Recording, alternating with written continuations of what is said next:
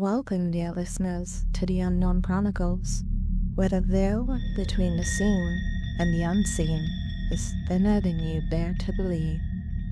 Tonight we step once more into the twilight world, where reality frails at the edges, where every shadow might conceal something watching or waiting.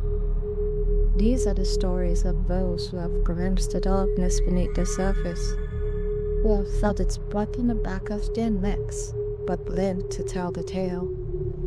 If only just. So settle in, if you dare. Turn the lights low, and listen closely and remember, the unknown is never as far away as it seems. Let's step into the darkness. Tonight, our tale comes from Paul of Nebraska, read by your host, Thorn Ladros. This is called The Passenger in the Shadows. I never told anyone about that night, not fully at least. Not until now. Even as I write this, my hands tremble, and I feel the cold sweat prickling at the back of my neck. It's been 15 years since it happened, but the memory is as vivid as if it were yesterday. Back then I was a different man, younger, stronger, and full of reckless confidence. After all, at only 23, I had wandered the world, visited remote regions, and encountered cultures that enriched me and fascinated me, while others downright terrified me. I thought the world had no secrets left to offer. I was wrong. It began on a desolate stretch of road just outside the small town of Nebraska. I was driving home after visiting a friend. The hour was late, too late, honestly. The road was bathed in darkness, save for the dim glow of my car's headlights. I remember the oppressive silence, the way it seemed to press in on me, making the hum of the engines feel unnaturally loud. I reached down to turn the radio on, and as I looked back up, I saw him. He was standing at the side of the road, his figure illuminated briefly as my headlights swept over him.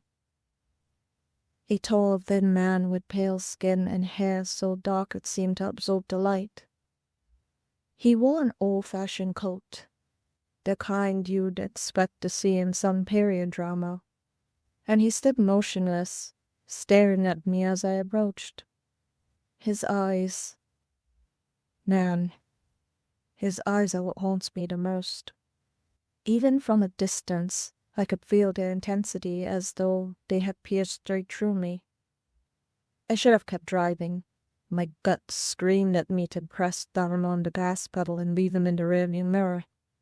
But curiosity, that damned human flaw, got the better of me. I slowed the car and pulled over. "Need a ride?" I called out, rolling down the window. He didn't answer immediately. Instead, he tilted his head slightly, studying me with an unnerving intensity that made my skin crawl. Then he smiled, a cold, thin curve of his lips that never reached his eyes. Finally, he nodded and approached the car. I remember vividly the way he moved, as if his joints worked differently from mine. It wasn't just fluid, it was predacious. As he slid into the passenger seat, I caught a faint whiff of something metallic, like rust or blood. The air seemed heavier with him inside, overwhelming and stifling.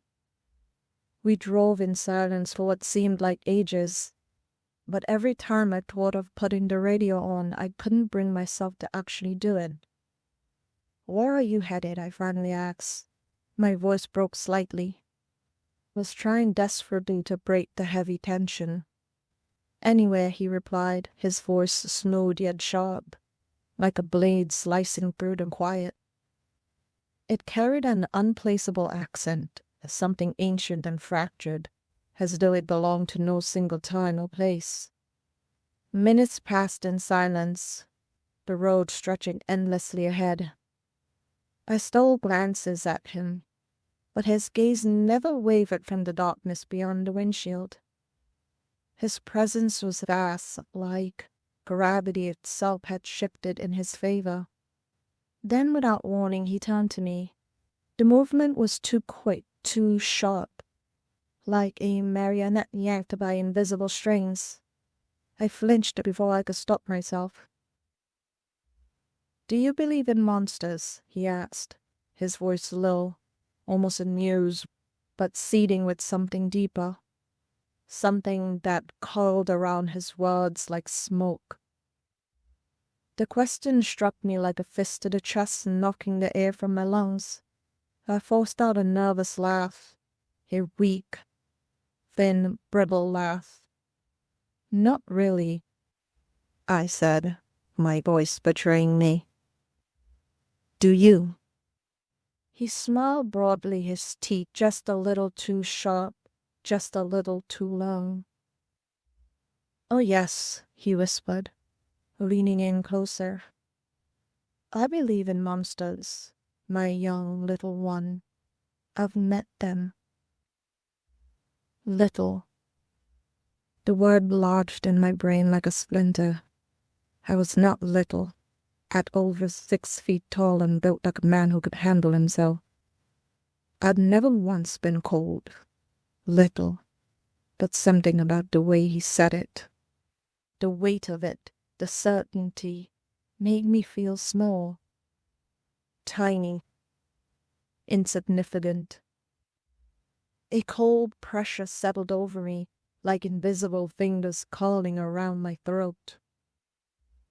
The air in the car had turned frigid.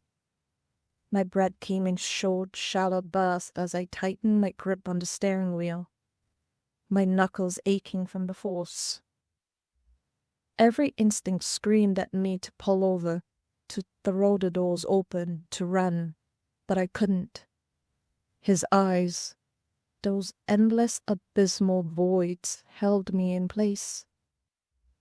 "They're real, you know," he continued, his voice smooth as glass, yet threaded with something dark and ancient.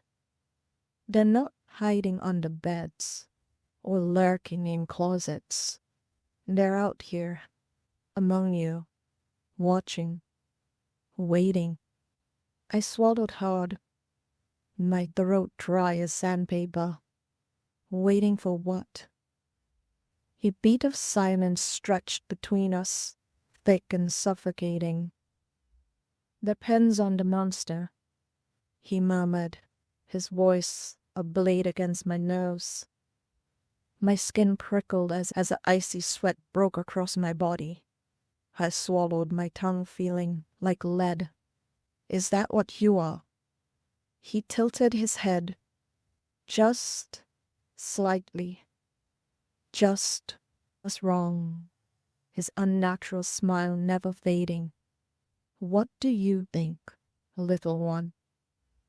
The way he said it this time was different. Less teasy, more possessive, like a predator toying with its prey. My stomach churned. A primal fear settled deep in my gut. I couldn't speak. I could barely breathe. I could only dry, my eyes locked onto the dark stretch of road ahead, praying that it would end. Then he moved. Slowly, deliberately, he reached across the center console and placed a hand on my arm. His fingers were unnaturally long, his grip ice cold, sinking through my jacket, through my skin, straight into my bones. A shudder racked through me, but I couldn't pull away. "You don't need to be afraid," he said, in a silk, soft, and sinister voice. "You were always going to be mine." "But not tonight," he continued, almost as if he were reassuring me. "Not yet. But soon." His grip loosened. He pulled away, leaving behind only that unbearable cold. When we reached the outskirts of the next town, he spoke again. "This is far enough," he said, his voice carrying a weight of a final decision, not a request. Relief and dread slammed into me in equal measure as I pulled over, my hands shaking. He opened the door but paused before stepping out. Then ever so slowly he leaned back in, close enough that I could feel his breath against my ear. Cold, dry, like wind from a long-sealed crypt. "Thank you for the ride," he said, dripping with mockery. "Be careful, though. The roads are dangerous at night. Wouldn't want to lose you just yet, little one."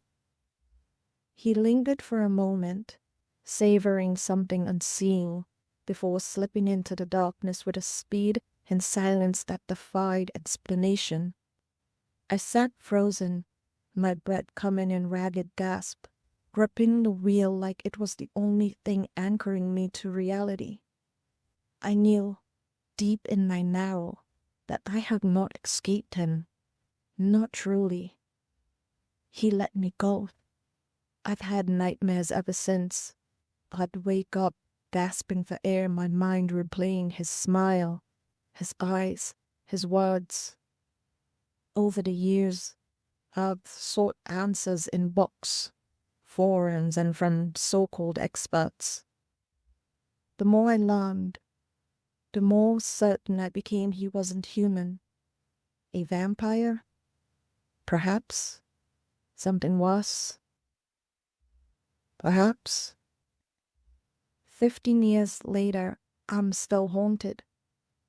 I've never taken that road again, and I never pick up hitchhikers. Over the years, sometimes in crowded places, I'd catch a glimpse of someone tall and pale with dark hair and piercing eyes, and my breath would hitch. Is it him? Has he been watching me this whole time, waiting for something? Depends on the monster. Rings in my head every single time. All I know now is the world is not as it seems. There are things out there, lurking in the night, waiting for the curious and the foolish. And I was both. If you ever see a stranger on a dark road, with piercing eyes and hair that seems to swallow the light, don't stop. Keep driving. Some strangers are better left as that. Strangers.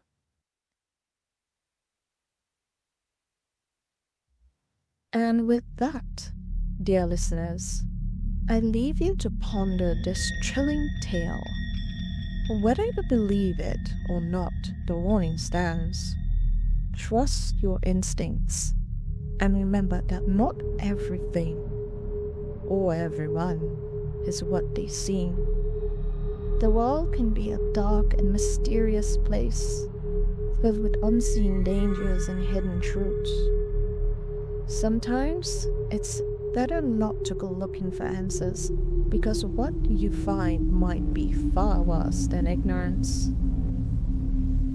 Take a moment to think about your own experiences. Have you ever felt eyes on you in an empty room? Heard a noise you couldn't explain? Or seen something out of the corner of your eyes that disappeared the moment you turned to look?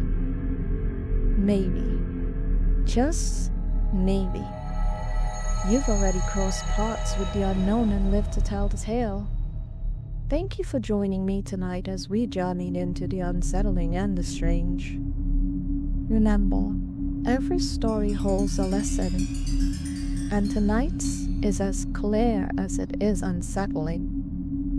The shadows conceal more than darkness. They hide truths we're not always ready to face. So as you lay your head down tonight, listen closely to the silence. Watch the darkness with just a little more caution. Because sometimes the things we fear the most are closer than we'd like to believe. Until next time, keep your eyes wide open and your wits sharper than you need them to be as we continue our journey into the depths of the unknown. Remember, the shadows are always closer than you think. Good nightmares, and sleep tight, if you can.